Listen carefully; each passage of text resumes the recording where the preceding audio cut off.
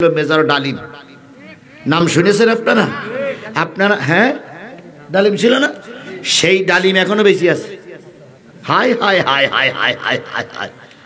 সেই ডালিমের সঙ্গে আজকে ইলিয়াসের লাইভ চলছে। সত্যের জয় একদিন হবেই। সত্যের জয় হবে না? সাপ ধরেছে কি মাছ? আচ্ছা বলুন তো, সাপ বড় না ট্যাংরা মাছ বড়? বুঝে শুনে বললেন, সাপ বড় না ট্যাংরা মাছ বড়?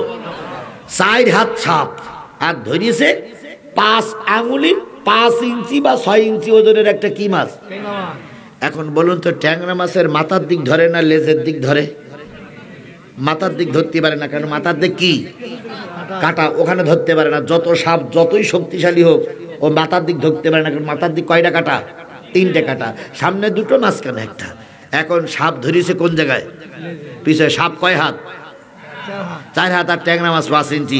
এখন সাপের যখন ধরিয়েছে, ট্যাংরা মাছের যখন ধরিয়েছে পিছন দিক থেকে, তখন সাপ ট্যাংরা মাছ ওই মাথা ঘুরুচ্ছে আর বলতেছে, যতই ধরো খাইতে পারবা না। কি দেখেন আপনারা? দেখেননি? দেখেননি এরকম? আচ্ছা দেখে থাকলে বলবেন হ্যাঁ, না দেখে থাকলে বলেন হুজুর ঠিক হচ্ছে না। ধরিয়েছে লেজের দিক, ট্যাংরা মাছ তখন কি বলে? ও শুধু মাথা নাড়ে, খাইতে পারবে না, খাইতে পারবে না। সাপের হয়ে যায় রাগ, আমি এত বড় একটা সাপ, 5 হাত লম্বা, এই বড় বডি, আর আমি খাইতে পারবো না মানে? ট্যাংরা মাছের বক্তব্য একটাই, খাইতে পারবা না। না না, হায় কোনো শব্দ নেই না। সাপ তখন রাগে গড়গড় হয়ে শুধু টানতি থাকে, টানতি থাকে, টানতি থাকে। টানতে টানতে যখন ট্যাংরা মাছের একেবারে 3 নম্বর কাটার গোড়া পর্যন্ত আসে, তখন সাপ বলে যে কি অবস্থা? ট্যাংরা মাছ তখনও গুড়গুড় করে শব্দ করে আর বলে, পারবা না, পারবা না, পারবা না। সাপ কয় তো খেয়েই ফেলাইস, যতই খেয়ে ফেলা হজম করতে পারবা না। অবশেষে ট্যাংরা মাছের মাঝখানের কাটাও সাপ খেয়ে ফেলে। খেয়ে ফেলার পরে এবার সাপ জিজ্ঞেস করে, এখন কি? ট্যাংরা মাছ তখনও গুড় গুড় গুড় করে আর কয়, পারবা না। ট্যাংরা মাছ একটা শব্দ করে, দেখেছেন আপনারা? ট্যাংরা মাছ ধরার কারণে ট্যাংরা মাছ একটা একটা শব্দ করে। এই দেখেননি আপনারা? দেখেননি? দেখেন, শুনেছেন তো? হ্যাঁ, 3 শব্দ করে। তো ট্যাংরা মাছ ওই শব্দের ভিতরে বলতেছে, পারবা না, পারবা না। সাপ কয়, আমি এত বড় ক্ষমতাশালী নেতা, দেশের সরকার, আর তুই ট্যাংরা মাছ নামক 5 ইঞ্চি একটা হুজুর হইয়ে শুধু কয় পারবা না, পারবা না, তো বেরিয়েই তো গেছি। ট্যাংরা মাছ তখনও বলে কি, পারবা না। শেষ পর্যন্ত ট্যাংরা মাছ কয়, শেষ খেলা দেখ। ট্যাংরা মাছ ওই সামনের 2 কাটা বের করে দেয়, আর পিছনের কাটাটা সোজা করে দেয়। সোজা করে দিলি সাপের একেবারে ওখান থেকে ফোটে। ফোটার পরে এইবার ট্যাংরা মাছ কয়, দেখ খেলা শুরু। সাপ এদিকে আসতে পারে না, 1 কাটায় বেঁধে গেছে। সাপ ওদিক যাইতে পারে না, কয় কাটায় বাঁধা? 2 কাটায় বাঁধা। 3 কাটা 3 জায়গায়। সাপ তখন বলে হা, ট্যাংরা মাছ কয় খা।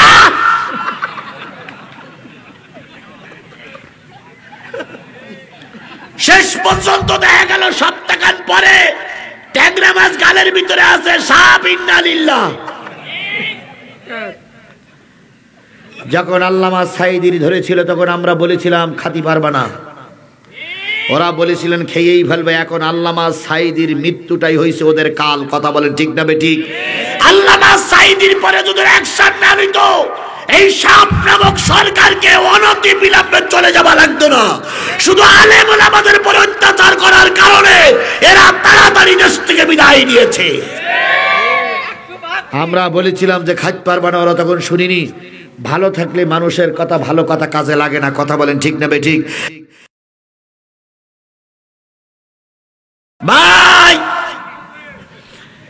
যেখানেই যান, আজরাইল কিন্তু পিছনে পিছনে আছে। ভাই আজরাইল আছে না পিছনে? আছে না পিছনে? গত 4 শুক্রবার না 5 শুক্রবার আগে মসজিদে শুক্রবারের দিনে এক ইমাম সাহেব খুতবা দিচ্ছিলেন নরসিংদীতে।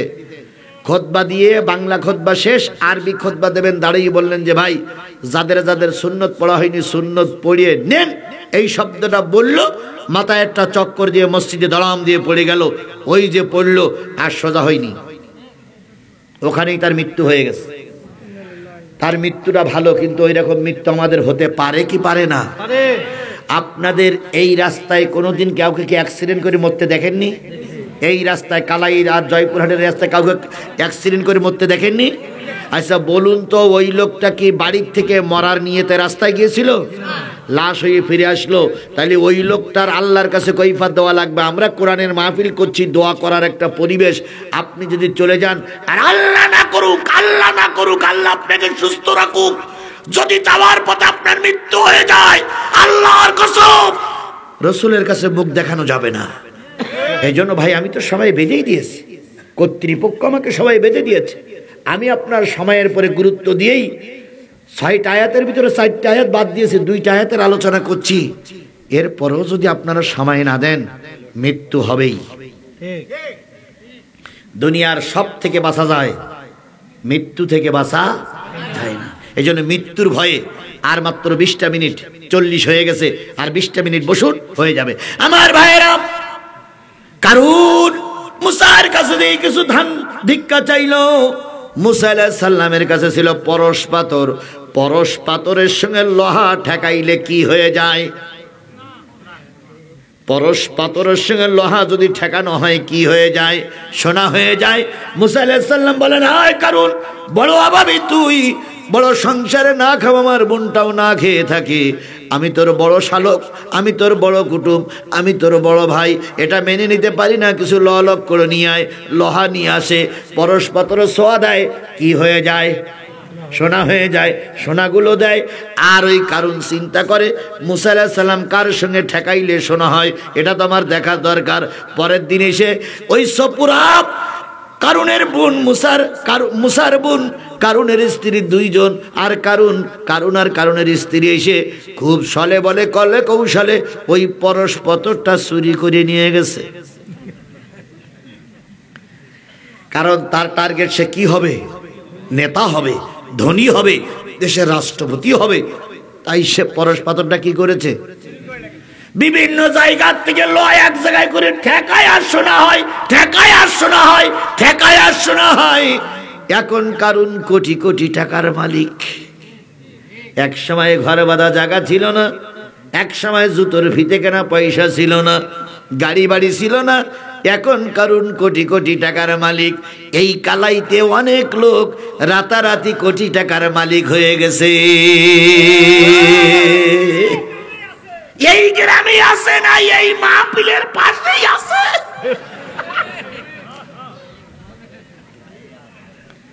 যারা মেম্বারি ভোটে পাস করতে পারেনি তারাই হয়ে গেল উপজেলা চেয়ারম্যান। যারা উপজেলা না চেয়ারম্যানই ভোটে 3 বার ফেল করেছে তারাই হয়েছে এমপি।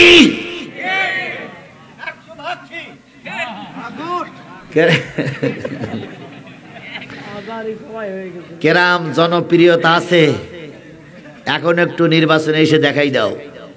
তবে হ্যাঁ, রাতারাতি ওই দল থেকে পরিবর্তন হয়ে সরকারি দলের কর্মী হয়ে রাতারাতি কোটি কোটি টাকার মালিক হয়েছে। কথাটা ঠিক বললাম না বেঠিক বললাম? কারণ কোটি টাকার মালিক। এখন মুসার কথা শুনতে চাই না। মুসা কোন আদেশ করলে বৃদ্ধাঙ্গুলি দেখায়, ভয় দেখায়। এখন কোটি টাকার মালিক আমার সেন।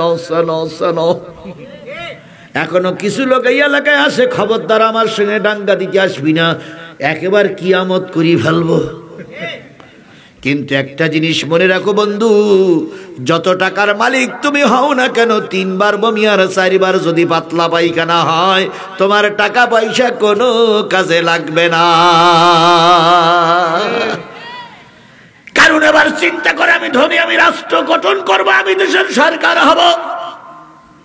এমত অবস্থা আল্লাহ বললেন, মুসা কারুন কিন্তু বিরাট অধ্যত্বপূর্ণ হয়ে গেছে, ওরে ডেকে একটু সান্ত্বনা দাও। এখন দেখে যখন ভালো কথা বলে উল্টো তেজ করে। আমরা কিন্তু বিগত 15.5 বছর এই আওয়ামী লীগ সরকারকে আমরা কিন্তু দেশ ছেড়ে চলে যেতে বলিনি। আমরা কি বলেছিলাম? আমরা বলেছিলাম যে আসো আমরা একটা সবাই মিলে দেশ গঠন করি। কিন্তু ওনারা আমাদের কথা শুনে শুধু রাগ দেখাতেন। এখন টোপলা টুলি বেঁধে নিয়ে পালাইছাও কেন? যদি তখন আমাদের কথা শুনতো তাহলে টোপলা টুপলি বেঁধে নিয়ে পালাই যাওয়া লাগতো না। কথা বলেন ঠিক নেবে ঠিক? আচ্ছা বলুন তো, যারা চলে গেছে এদের সেই থেকে এরশাদ কোনো অবস্থায় দোষী কম না বেশি? এরশাদের দোষও কিন্তু সমান সমান, কিন্তু এরশাদ কিন্তু পালাইনি। কিন্তু এদের পালানো হয়েছে কারণ এরা দেশের কথা শুনি নাই। আমার ভাইয়েরা, কারণ ওই একই বক্তব্য যখন দিল নবী সাল্লাল্লাহু আলাইহি নবী মুসা আলাইহিস সালাম বললেন, কারণ রে অদ্যত্ব দেখাইস না, অহংকার দেখাইস না। আল্লাহ সব জিনিস মেনে নেয়, অহংকার কোনোদিন মেনে নেয় না। কারণ আরো অহংকার করতে শুরু করলো। মুসা জামানার পয়গম্বর একদিন ডেকে বলে, শোন, যেভাবেই হোক টাকা করেছিস, চুরি করি হোক, সুদ খেয়ে হোক, ঘুষ করি হোক, আর পরে জয়ী ফাঁকিদের হোক, আর দোকান দখল করি হোক, আর জায়গা দখল করি হোক, আর মারামারি করি হোক, যেভাবে টাকা করেছিস এখন জাকাত দে। এখন কি দে? জাকাত দে। জাকাত দিলি দেখি আল্লাহর কাছে বলি গিয়ে তোর মাফ করা যায় কিনা।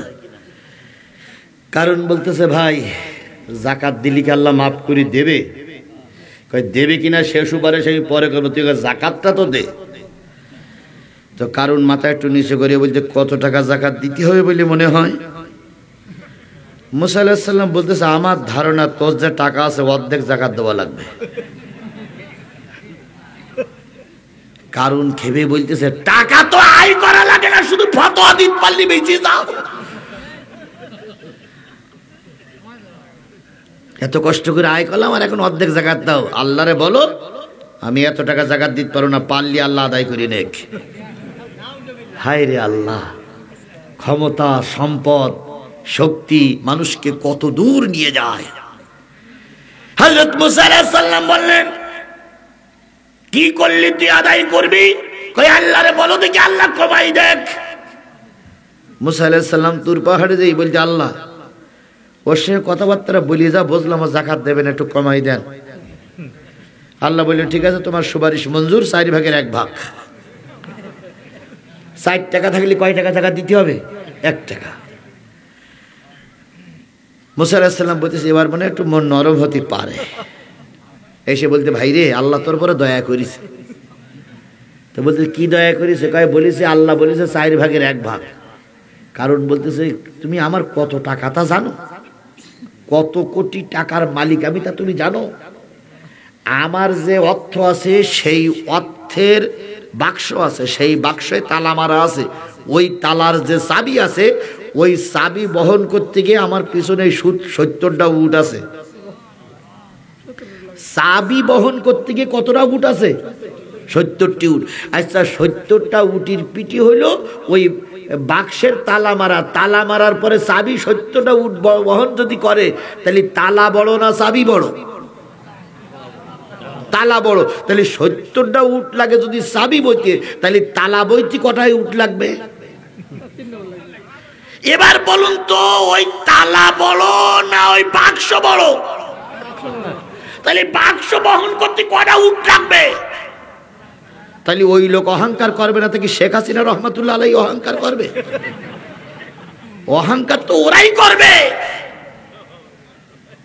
কারণ ওদের টাকার গরম এত, ওরা আর কাউকে মানতেছে না। মুসা আলাইহিস সালাম বললেন, তুই কি বলতে চাচ্ছিস? কয় আল্লাহরে বল আরো আল্লাহ কমাই দেখ। তো আল্লাহ বললো 10 ভাগের 1 ভাগ হবে না, শেষ পর্যন্ত শতকরা 2.5%। এখন তাই আছে না? এখন সেই নিয়মটা এখনো চালু আছে না? কারণ এবার বললো, ঠিক আছে, আল্লাহ যখন দয়া হয়েছে, একেবারে তো আল্লাহরে ফিরাই দেওয়া যায় না। আর মাঝখানে তুই বারবার নালিশ করতেছো, তুমি আমার বড় কুটুম, একবার তো তোমার কথাটাও ছেড়ে দেওয়া যায় না। আমাকে একটু সপ্তাহখান হিসেব করতে দেন, দেখি কয় টাকা হয়। সপ্তাহখান পরে এসে বলতেছে, মুসা, মনে করেছিলাম জাকাত দেবো, কিন্তু হিসেব করে দেখলাম আমার যা টাকা আল্লাহ দিয়েছে, আমি যা আয় করেছি, টাকা যা আমার আছে, যদি 1 বছরের জাকাতের টাকা 12 বছর ধরে মানুষের কাছে বিলাই, 70টা কর্মচারী যদি রাত দিন 24 ঘন্টা শুধু 2 হাত দিয়ে বিলাইতে থাকে, বিলাইতে থাকে, বিলাইতে থাকে, 1 বছরের টাকা 12 বছর দিয়েও শোধ করা যাবে না। আমি জাকাত দিব না। পারলি তোমার আল্লাহ আমার কাছে জাকাত আদায় করি নেক। হযরত মুসা আলাইহিস সালাম বললেন, ভাই তুই আমার 10 বার তুর পাহাড়ে নিয়ে গেছিস, তুই একটা করে আরজি পেশ করেছিস, আমি আল্লাহর কাছে বলেছি, তুই আরজি পেশ করেছিস, আল্লাহর কাছে নিয়ে গেছি, আল্লাহ তোর পরে দয়া হয়ে কয়বার নিয়ম পরিবর্তন করেছে? 10 বার। সুতরাং তুই যাকাত দিবি নে, আমি তোর কাছ থেকে যাকাত আদায় করিয়ে ছাড়বো। আকিমুস সালাহ ওয়া আতুজ যাকাত, নামাজ কায়েম করো, যাকাত কি করো? যাকাত বলো দয়া দক্ষিণের ব্যাপার না, বলো ভাই যাকাত গুনে গুনে আদায় করতে হবে। কার নির্দেশ? কারণ বললো আমিও দেখে নেবো, আমি এখন আর আগের মতন নাই, এখন আমি বিরাট টাকার মালিক। গ্রামে কিছু কিছু লোকের টাকা হয়েছে, 2 তলা 3 তলা বাড়ি করে রাস্তায় ঘরে আর কয় আমি বলো আগের মতন সেই সলিমুদ্দিন না, বলো তোর বলো কাঁচা খেয়েই ভালো বল একদম। কিন্তু কে কার কাঁচা খাবে আর কে কার মশলা দিয়ে খাবে কে জানে? জোরে বলেন কে জানে? বেশি অহংকার করো না, আল্লাহ সব জিনিস সহ্য করে, অহংকার সহ্য করে না। অহংকার হইলে আল্লাহর গায়ের চাদর, যে তার চাদর নিয়ে টানাটানি করে আল্লাহ তাকে কখনো ছেড়ে দেয়নি, ছাড় দেয় না। আমার ভাইরা, মুসা আলাইহিস সালাম বললেন যাকাত আদায় করব, কারণ বললেন দেখে নেব। এক পর্যায়ে মুসা আলাইহিস সালাম, আজকে কি বার? হ্যাঁ, রবিবার। মুসা আলাইহিস সালাম টার্গেট নিলেন শুক্রবারের দিন জুমার সালাতের পরে, তখন শনিবারের সালাত আদায় হতো। শনিবারের দিন আমাদের নামাজের পর সবাই লোক নিয়ে একটা ওয়াজ করব, সেই ওয়াজে কারুনের কাছ থেকে যাকাত আদায় করা হবে। আর কারুনকে বলা হলো ওই ময়দানে তোমার কাছ থেকে যাকাত আদায় করার জন্য লোক জড়ো করব, পারলে ওই ময়দানে এসো। কারণ চিন্তা করলো মুসা আলাইহিস সালামের দলে এখন লোক বেশি, যে কোনো কায়দায় মুসাইকে ঠকাইতে হবে, মুসা যেন যাকাত আদায় করার কথা মুখে না আনতে পারে। তাই কারণ এবার পরিকল্পনা করে একটা মহিলাকে ম্যানেজ করলো। সেই মহিলার কাছে যেয়ে বলতেছে, বোন 5 বছর আগে তোমার স্বামী মারা গেছে, শরীর স্বাস্থ্য তোমার ভালো, শরীর স্বাস্থ্য তোমার ভালো, সুতরাং তোমাকে আমি একটা টোপ দেই, হ্যাঁ তোমাকে আমি একটা টোপ দেই, সেটা হলো তুমি যদি মুসার বিরুদ্ধে একটা সাক্ষী দিতে পারো, আমি তোমাকে 1 বস্তা টাকা দেব। যখন কোন দিক থেকে ম্যানেজ করা না গেল, তখন মুসা আলাইহিস সালামের বিরুদ্ধে ওই কারুন নামক হুজুর লোক তৈরি করতে শুরু করলো, যাতে করে মুসার বিরুদ্ধে অপবাদ দেওয়া যায়। মহিলা বলতেছে, ও ভাই কি বলতে চাচ্ছ তুমি? কয় তোমার তো পেট দেখি মনে হয় তোমার পেটে বাচ্চা, তো তুমি এই সামনে শনিবারের দিন মুসা একটা সমাবেশ ডেকেছে, সেই সমাবেশে যাকাত আদায় করার পক্ষে ওয়াজ নসিহত করবে, তুমি শুধু ওই জায়গায় দাঁড়িয়ে বলবা যে আমার পেটে 6 মাসের বাচ্চা, 5 বছর আগে স্বামী মারা গেছে, আর এই বাচ্চার জন্মদাতা তোমার মুসা হুজুর। এই সাক্ষীটা দিলে তোমাকে কতগুলো টাকা দেওয়া হবে? 1 বস্তা সোনার টাকা দেওয়া হবে। কারণ চিন্তা করলে 1 বস্তা টাকায় যদি আমি এই বিরাট একটা সাক্ষী জোগাড় করতে পারি, তাহলে মুসা আর কখনো মাথা উঁচু করে দাঁড়াতে পারবে না। এ পরিকল্পনা অতীত থেকে হয়ে আসতেছে, এখনো সেই একই পরিকল্পনা চলছে। আল্লামা সাঈদীর কাছে যখন এই সরকার, অতীতের সরকার যখন অনেক প্রস্তাব দিয়ে তিনি প্রস্তাব রাখেন নাই, তখন তাকে যুদ্ধ অপরাধের মামলা দিয়ে 13 বছর জেলে রাখা হয়েছিল। তার নামে ধর্ষণের মামলা দিয়ে তাকে জেলখানায় রেখেছিল। আল্লাহর কসম আমি স্পষ্ট করে বলতে পারি, আল্লামা সাঈদীর জেলার পাশে আমার জেলা, আমি স্পষ্ট করে বলতে পারি আল্লামা সাঈদী ধর্ষক ছিল না, আল্লামা সাঈদী যুদ্ধ অপরাধী ছিল না, তাকে যুদ্ধ অপরাধী বানানো হয়েছে শুধু ক্ষমতার মস্তক টিকাই রাখার জন্য। কারণ ওই পরিকল্পনা নিয়ে মহিলার কাছে যখন গেল, মহিলা তখন বলতেছে, ভাই আমি তো হুজুরির কোনোদিন দেখিনি, আমি তো মুসা নামক হুজুরির কোনোদিন। কয় দেখা লাগবে না, তুমি বলবা আমি দূর থেকে দেখেছি। সাঈদী সাহেবের বিরুদ্ধে যে সাক্ষীগুলো হয়েছিল একই কায়দায়, সুকরঞ্জন বালিকে যখন বলা হচ্ছে, বলো তোমার ভাইকে মেরে দিয়েছিল এই সাইদি, কয় ভাই যখন মেরেছিল সাইদি তখন এলাকাই ছিল না। তা বলতিস তুই বলবা, বলবো কি করে, আমি তো দেখিনি, তুমি বলবো আমি দেখিনি, আমি শুনেছি, কয় তাও বলতে পারবো না। কত পরিকল্পনা নিয়ে আলেমদেরকে মেরেছে রে, হায় রে আল্লাহ। আর তাদের পক্ষে দালালি করো, একদম জিব্বা টেনে ছিঁড়ে ফেলবো। দালালি যদি করতে আল্লাহর পক্ষে করো, রসুলের পক্ষে করো। কথা বলেন ঠিক না ঠিক? ডাকাতির পক্ষে, চোরের পক্ষে দালালি করলে ওই শেখ হাসিনা যেমন পালিয়েছে, তোমাকেও এরকম পালাতে হবে। বাংলাদেশের মাটিতে তোমাদের কবর দেওয়ার জায়গাও রাখা হবে না। ফাজলামি করো, তাই না?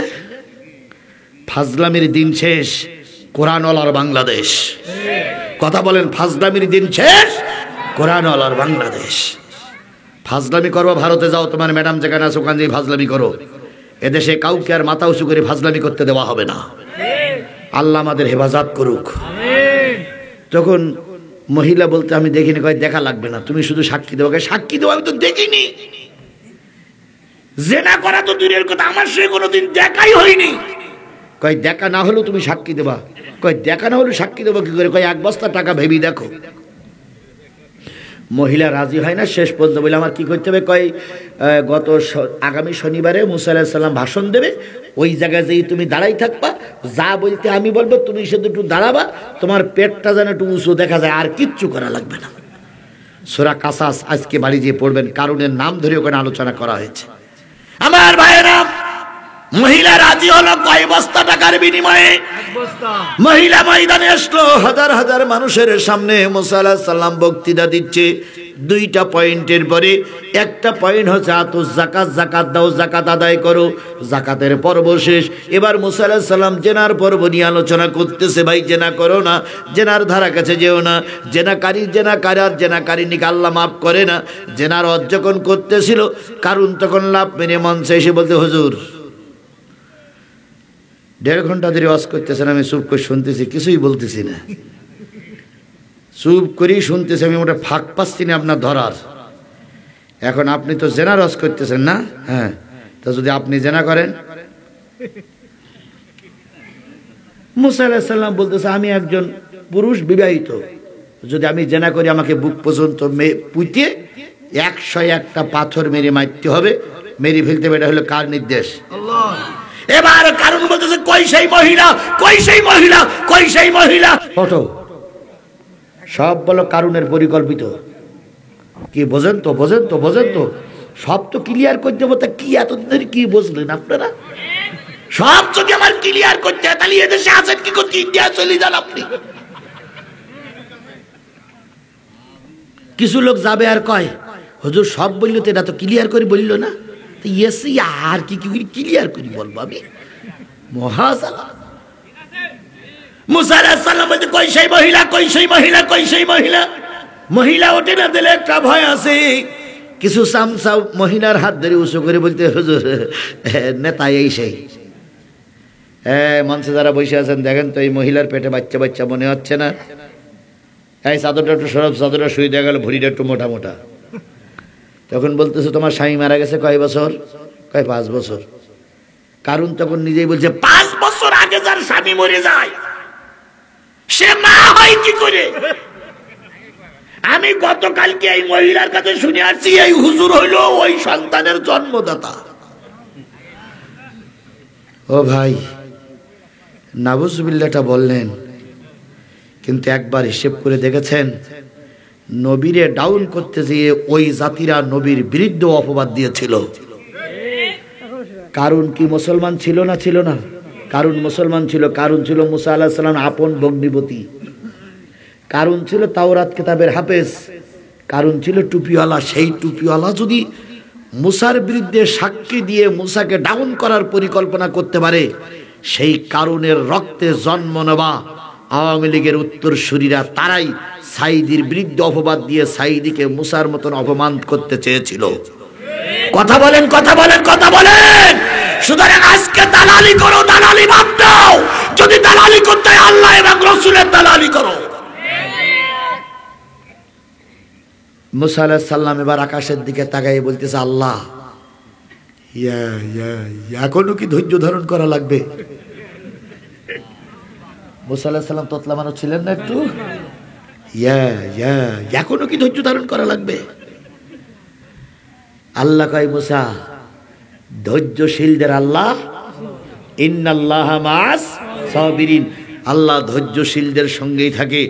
যখন বাংলাদেশ জামাত ইসলামের শীর্ষ নেতাদের ফাঁসি হয়, তখন যদি তারা ধৈর্য ধারণ না করত, এতদিন পর্যন্ত টিকে থাকতে পারত না।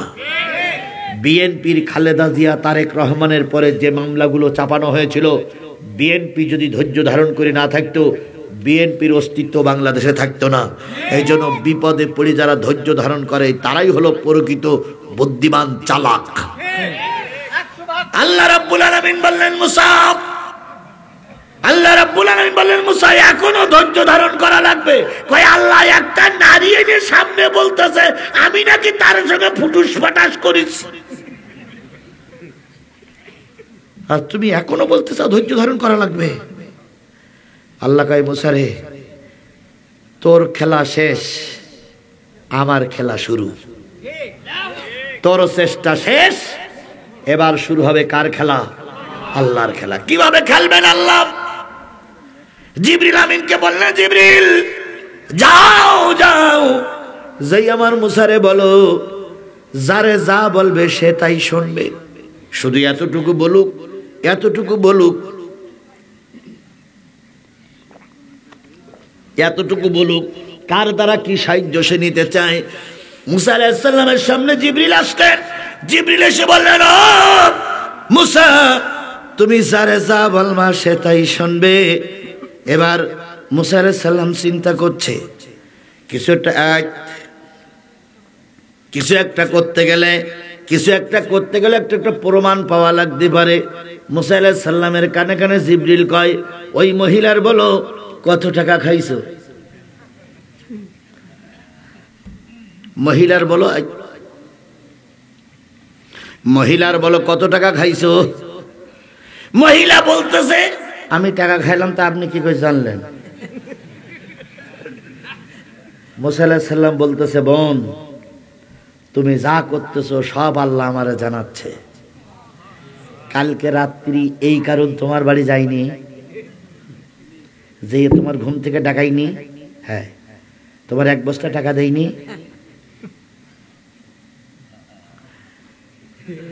ধরা পড়ে গেছো তুমি রঙ্গিলা জলে, হে গো রঙ্গিলা জলে, তুমি যাইবা কেমনে, তুমি পালাবা কেমনে? ধরা পড়ে গেছো তুমি রঙ্গিলা জলে, হে গো।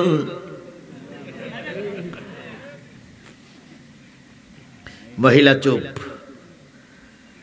তখন কারণ বলতেছে, যতই তুমি নরম নরম কথা বলো, ও মহিলা স্বীকার করেছো তুমি ধর্ষক। ক্ষমতার একটা আলাদা জোর আছে না ভাই? সেই জোরের বলেই এরা এতদিন পর্যন্ত টিকে ছিল। এবার জিবরিল আমিন বলতেছে, আপনি ওই মহিলারে বলেন, রে বোন, আমি আল্লাহর পয়গম্বর মুসা, তুর পাহাড়ে আল্লাহর সঙ্গে কথা হয়, আমার পরে তাওরাত কিতাব নাজিল হইছে, আমার পরে কালেমা নাজিল হইছে, লা ইলাহা ইল্লাল্লাহু মুসা কালিমুল্লাহ। তুমি কি শুনুনি আমি আল্লাহর একজন রাসূল, শুধু নবী নয় রাসূল। তুমি যদি শুনে থাকো, দয়া করে মিথ্যা অপবাদ দেওয়ার হাত থেকে বিরত থাকো। মহিলা কিছুই বলে না। জিবরিল কানে কানে কয়, ও মুসা, ওই মহিলারে বলো, ওই কারণ যে তোমার এক বস্তা টাকা দিয়েছে, ওর ভিতরেও ধোঁকা আছে। ধোঁকা মানে নিচের গুলো ছাই, আর ওপরে কিছু টাকা দিয়ে তোমার টাকা দেখাইতেছে। বিশ্বাস না করো, প্যাকেটের ভিতরে হাত দিয়ে দেখো যে সব টাকা না ছাই। শোনেন, আমরা খেলি আমাদের মতন, আর আল্লাহ খেলে আল্লাহর মতন। সত্যের জয় একদিন হবেই।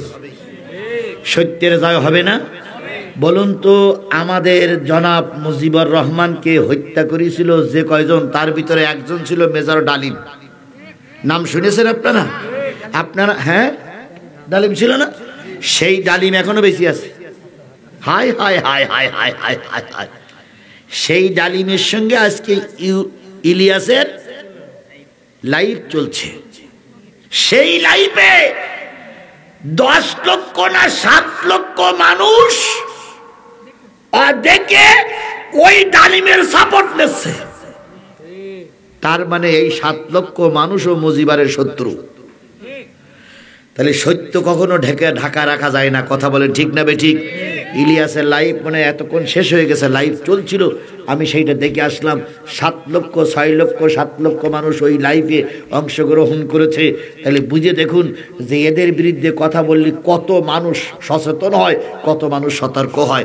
আমার ভাইয়েরা, কারণকে যখন মুসা আলাইহিস সালাম উপদেশ দিলেন হলো না, তখন শেষ পর্যন্ত বলা হলো অর্ধেক কি আর অর্ধেক কি। মহিলা বলল তো দেখি তো হাত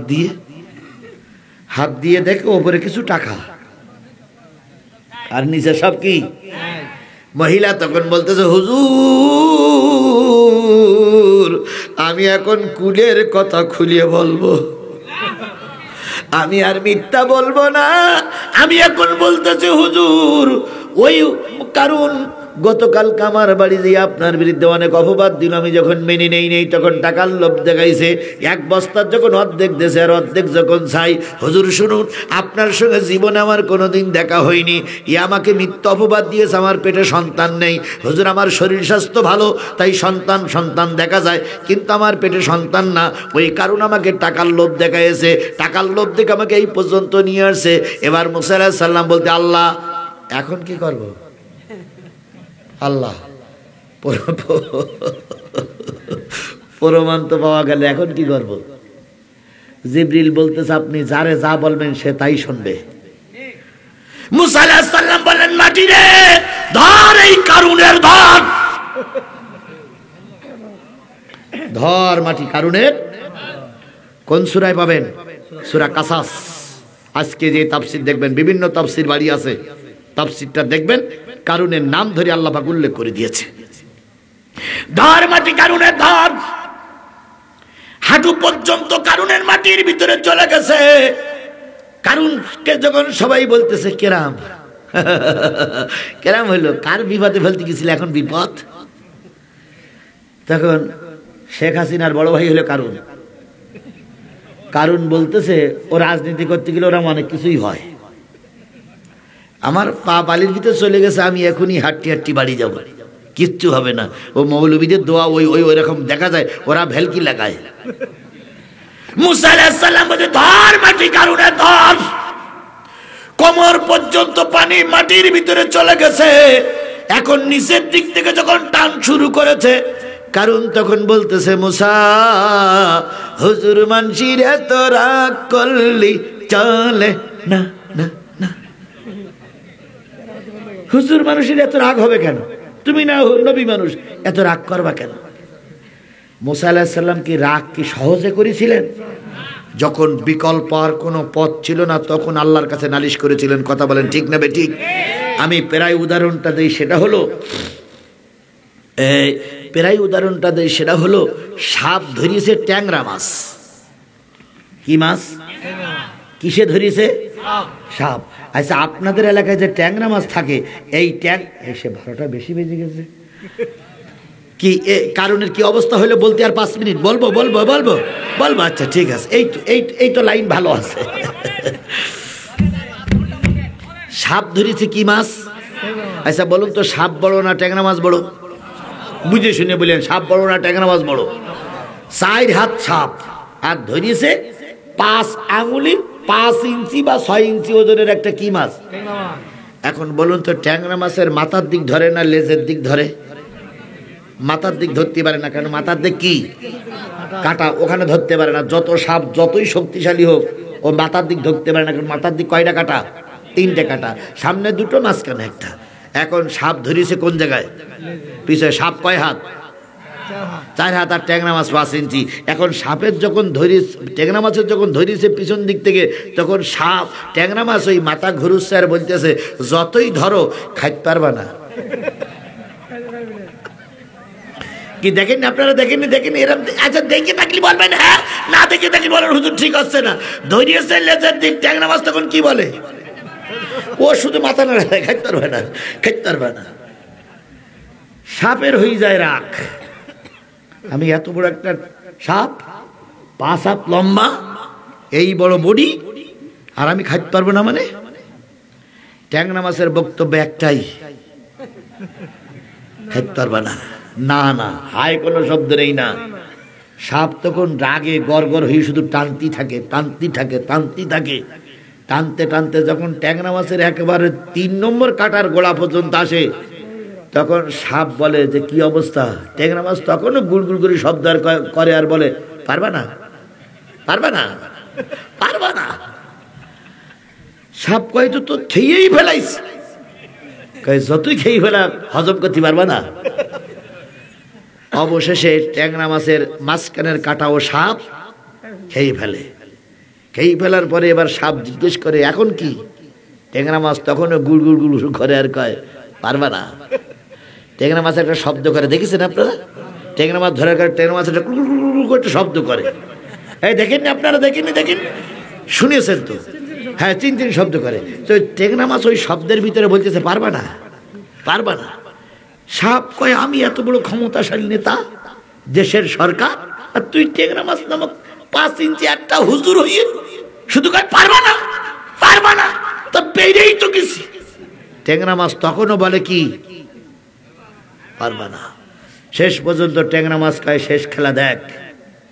ট্যাংরা মাছ ওই সামনের 2 কাটা বের করে দেয় আর পিছনের কাটাটা সোজা করে দেয়। সোজা করে দিলি সাপের একবার ওখান থেকে ফোটে। ফোটার পরে এইবার ট্যাংরা মাছ কয় দেখ খেলা শুরু। সাপ এদিকে আসতে পারে না, 1 কাটায় বেঁধে গেছে। সাপ ওদিক যাইতে পারে না, কয় কাটায় বাঁধা? 2 কাটায় বাঁধা। 3 কাটা 3 জায়গায়। সাপ তখন বলে হা। ট্যাংরা মাছ কয় খা।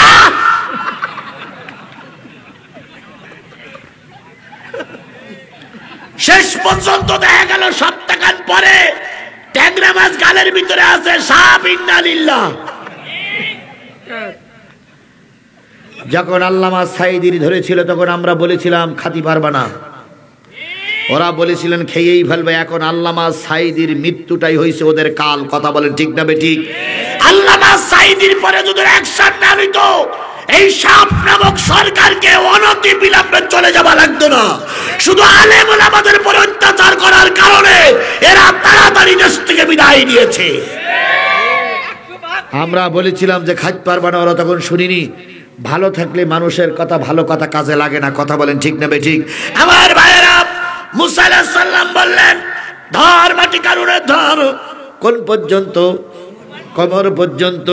এবার কারুন বলতেছে ও মুসা, তোমার মনে কি একটু দয়া মায়া নেই? মুসা কেন? বলে কেন? কয় তোমার বোন বললো আমার স্ত্রী, আমি যদি মারা যাই তোমার বোন কি হবে? বিধবা হবে। সেই দিক তাকাইয়ে এবারের মতন একটু ক্ষমা করো, টাকা পয়সা সব তোমার থাকলে আমি আর একবারও যাকাতে বাধা দেব না। মুসা আলাইহিস সালামের রাগ হয়ে গেছে। মুসা আলাইহিস সালাম বলে ধর মাটি। বুক পর্যন্ত চলে গেছে। কারণ বলতেছে মুসা, একটা বারের জন্য আমাকে একটু দয়া করো। কারণ মুসা আলাইহিস সালাম বলতেছে এ হুকুম আমার নয়, এ হুকুম কার?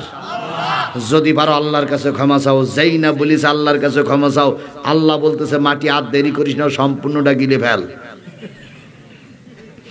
সেই যে কারণ মাটির ভিতরে গিলল, আজও পর্যন্ত সেই গেলা অবস্থায় আছে।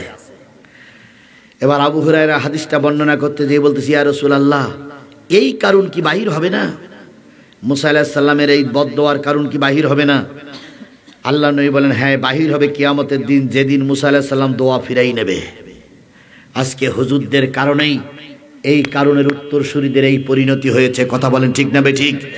এতক্ষণ কারণের কথা শুনলাম। এবার আমাদের পক্ষের থেকে একটা দাওয়াত, আমার পক্ষ থেকে, কোরআনের পক্ষ থেকে একটা দাওয়াত। সে দাওয়াত হচ্ছে আল্লাহ বলতেছেন ইয়া আইয়ুহাল্লাযীনা আমানু ইত্তাকুল্লাহ ওয়া কুলু কাওলান সাদীদা। ও ঈমানদারেরা, তোমরা এতক্ষণ জিহাদির রস শুনেছো কয় ঘন্টা?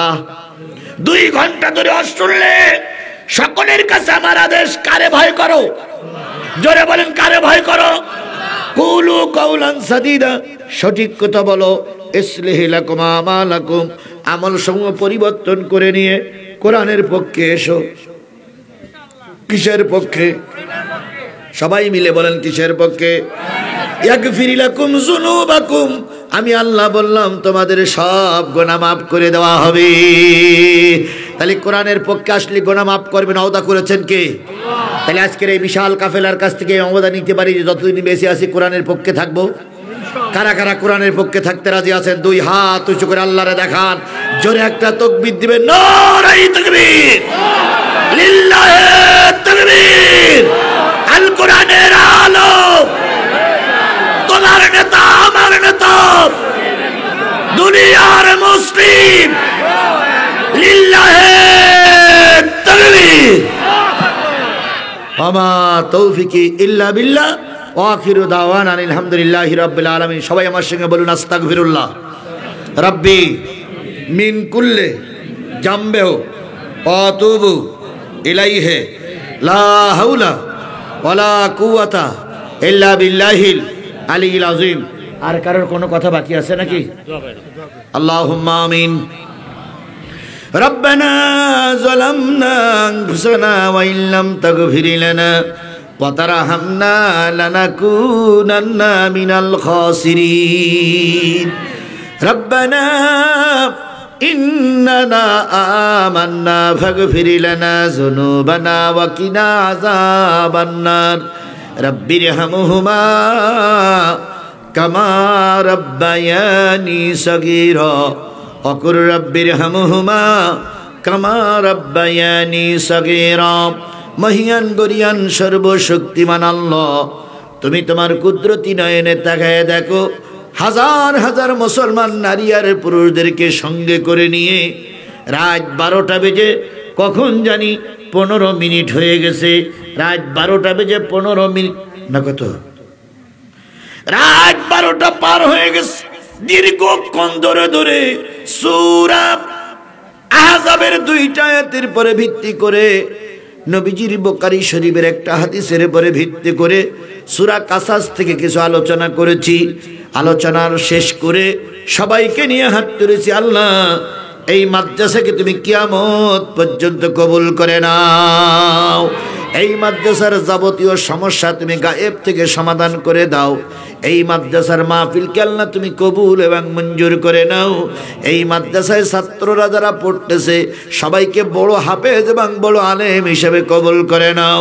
আমরা যারা রাত 12টা পর্যন্ত শুনলাম, আমাদের ভিতর থেকে যত মানুষ কবরবাসী হয়ে গেছে, মা বাপ দাদা দাদি নানা নানি আত্মীয় স্বজন যারা কবরবাসী হয়ে গেছে, আল্লাহ তাদের কবরগুলো তুমি জান্নাত দিয়ে পরিপূর্ণ করে দাও।